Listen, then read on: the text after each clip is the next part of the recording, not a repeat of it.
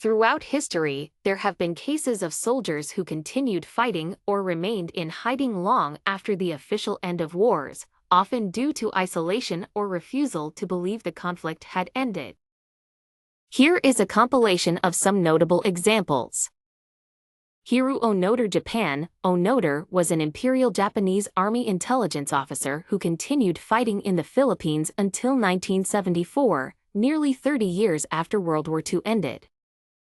He and his comrades refused to believe the war was over, dismissing leaflets and messages as enemy propaganda. Onoda only surrendered when his former commander personally traveled to the Philippines to relieve him of duty. Shoichi Yokoi, Japan. Another Japanese soldier, Yokoi hid in the jungles of Guam for 28 years, emerging in 1972. He lived in a cave, surviving on what he could hunt and gather. Yokoi was unaware of Japan's surrender and believed he would be executed if he revealed himself.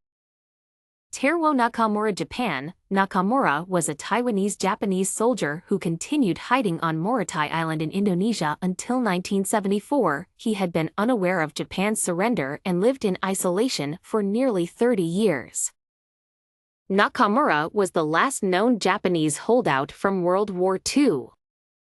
Calixte Nzabonimana, Rwanda. Nzabonimana was a member of the Rwandan armed forces who continued to engage in guerrilla warfare after the Rwandan genocide in 1994.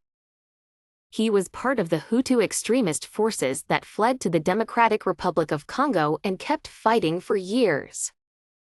Matthias Rust, Germany. Rust was a young West German aviator who famously flew a private aircraft into Red Square in Moscow in 1987.